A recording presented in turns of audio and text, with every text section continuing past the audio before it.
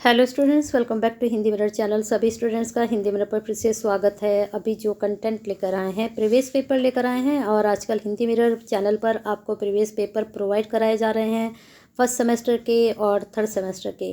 काफ़ी स्टूडेंट्स की जो क्वेरी जा रही है वो फिफ्थ सेमेस्टर की भी आ रही है कि मैडम जो प्रीवियस पेपर हैं हम लोगों को भी प्रोवाइड करा जाए। तो फिफ्थ सेमेस्टर के लिए मैं बता दूं कि आपका जो सेमेस्टर हो रहा है हृदय सुमन में फ़र्स्ट टाइम हो रहा है और ये मैं चीज़ आपको फर्स्ट सेमेस्टर से ही समझाती आ रही हूँ कि आपके एग्ज़ाम पहली बार हो रहे हैं, लेकिन आपके पीछे के जो बैच हैं यानी कि 23 वाला जो बैच है और 24 वाले जो बैच हैं उनके लिए कहीं ना कहीं आपके पेपर से बेनिफिट्स हो रहा है।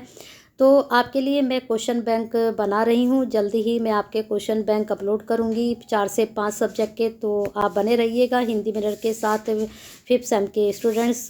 बाकी हिंदी का जो आपका सिलेबस है, दोनों पेपर फर्स्ट पेपर और सेकंड पेपर और बाकी के भी देखती हूँ, अगर अरेंज होते हैं तो फिफ्थ सेम का भी कंटेंट मैं जल्दी ही अपलोड करूँगी।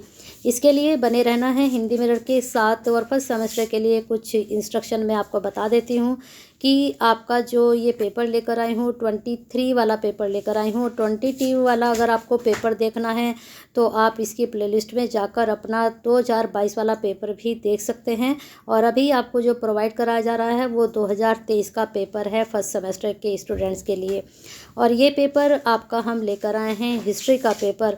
इससे अलावा हमने आपका ड्राइंग का, सोशलॉजी का और इंग्लिश का और साथ में इको, हिंदी, सभी पॉलिटिकल सभी मैं अपलोड कर चुकी हूँ। बस ये अभी लास्ट आपका हिस्ट्री चल रहा है। इसके अलावा आपके जो फर्स्ट सेमेस्टर के स्टूडेंट्स हैं, को करिकुलम का एक पेपर ऑलरेडी जो आपका सॉल्विंग अपलोडेड है और इसके अलावा 3 पेपर मैं अपलोड और आपके करूँगी सॉल्विंग। जिससे क्या होगा, आप अगर ये 4 पेपर भी पढ़कर जाते हैं तो डेफिनेटली आपका जो को करिकुलर वाला पेपर है 100% आप 40 मार्क्स वहाँ पर आराम से गेन कर जाएंगे।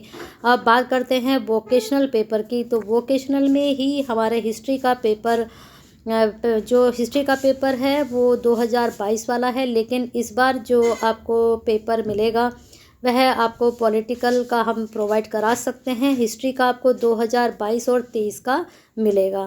तो इस प्रकार से ये सारी चीज़ें मैं आपको क्लियर कर दी हैं शुरू में ही, क्योंकि काफ़ी स्टूडेंट्स हैं जो इधर उधर ढूंढते रहते हैं। तो हिंदी मिरर एक ऐसा प्लेटफॉर्म है, आपको यहाँ पर सब बातें प्रोवाइड कराई जाती हैं। सारी जितने भी नोटिफिकेशन यूनिवर्सिटी के आते हैं वो भी आप तक पहुँचते हैं। काफ़ी स्टूडेंट्स बोलते हैं कि 2 मिनट तो इसमें ही ख़राब हो गई, तो ये जानकारी भी आपके लिए बहुत ज़रूरी होती है, इसलिए ये हम शुरू में ही आपको देते हैं।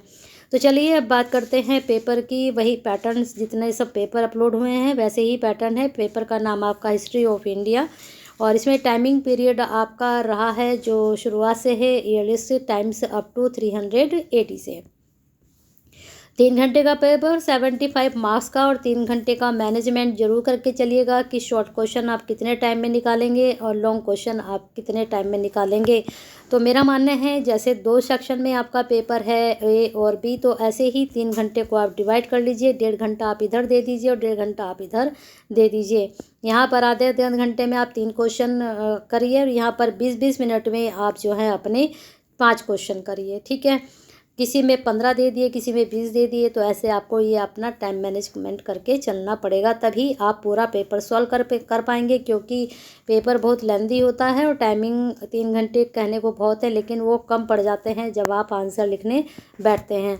तो यहाँ पर जो फर्स्ट क्वेश्चन आपका पूछा गया था, describe the literacy sources of ancient Indian history, प्राचीन जो भारतीय इतिहास था उसके साहित्यिक स्रोत का वर्णन कीजिए।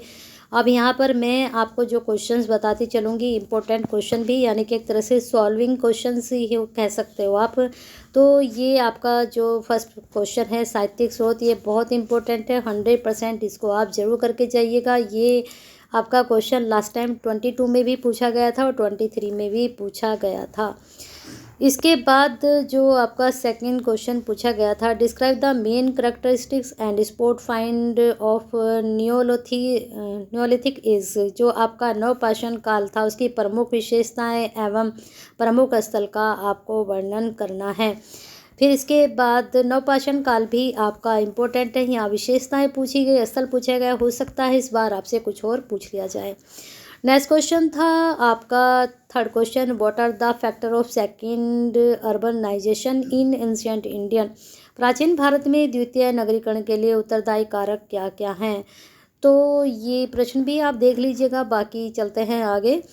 बौद्ध धर्म की शिक्षाओं के बारे में आप क्या जानते हैं? तो यहाँ पर बौद्ध धर्म की शिक्षा पूछ ली गई। जो आपका भक्ति काल है तो वहाँ से कुछ भी आपसे वैदिक भी पूछा जा सकता है, बौद्ध भी पूछा जा सकता है, जैन भी पूछा जा सकता है। तो इस बार आप हो सकता है वैदिक के बारे में पढ़ के चले जाइए, वहाँ से पूछ लें। अब लास्ट टाइम का जो पेपर है 22 का, उसको भी आप एक बार चेक कर लीजिएगा। नेक्स्ट क्वेश्चन है, चंद्रगुप्त मौर्य की उपलब्धियों पर एक संक्षिप्त टिप्पणी लिखिए। इंपॉर्टेंट है। यहाँ पर उपलब्धि पूछी चंद्रगुप्त मौर्य का, कुछ और इस बार आपसे पूछ सकते हैं। अब यहाँ पर प्रथम द्वितीय तृतीय संगम पर एक संक्षिप्त लिखिए। एक चतुर्थ भी है ना, चतुर्थ संगम। तो जो संगति हुई, संगम हुआ, ये चारों के बारे में आप पढ़कर जाइएगा। और ये भी पढ़ लीजिएगा प्रथम किसने कराया, द्वितीय तृतीय और चतुर्थ किसने कराए। अशोक के धम्म के बारे में आप क्या समझते हैं, ये जानते हैं? तो अशोक के धम्म के बारे में आपने इस बार पढ़ लिया, और हो सकता है इस बार अशोक से संबंधित कुछ और क्वेश्चंस आपसे या टॉपिक पूछ लिए जाएं।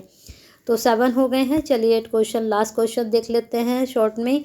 रुद्रदामन की उपलब्धियों का मूल्यांकन कीजिए। अब यहाँ पर उपलब्धियों का मूल्यांकन हो सकता है रुद्रदामन से संबंधित आपसे कुछ और इस बार पूछ लें।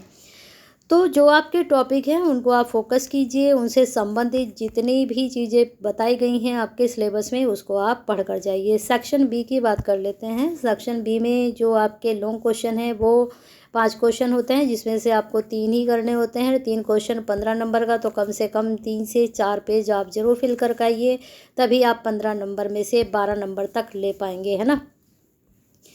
क्वेश्चन चेक कर लेते हैं। पाँचों के पाँचों करने 3 ही होते हैं। यहाँ पर चेक करना है हमने कि प्रश्न क्या पूछा गया था।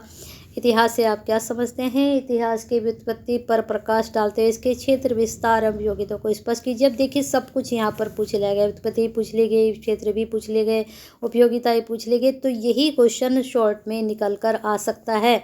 यहाँ पर आपसे क्षेत्र पूछे जा सकते हैं शॉर्ट में, या इसकी उत्पत्ति पूछी जा सकती है, या उपयोगिता शॉर्ट में इसको अलग अलग करके आपसे पूछा जा सकता है। और ये 100% आप तैयार करके जाइएगा। नेक्स्ट क्वेश्चन, सिंधु घाटी सभ्यता के नगरीय नियोजन, इसके प्रमुख स्थलों का वर्णन कीजिए। फिर नेक्स्ट क्वेश्चन, वैदिक काल की सामाजिक एवं धार्मिक स्थिति की व्याख्या कीजिए। अब देखिए बौद्ध धर्म ऊपर पूछ लिया शॉर्ट में, यहाँ पर लॉन्ग में ये पूछ लिया, तो इस बार बौद्ध धर्म शॉर्ट में आ सकता है, और ये आपका लॉन्ग में, बौद्ध धर्म आपका लॉन्ग में आ सकता है और वैदिक आपका शॉर्ट में जा सकता है।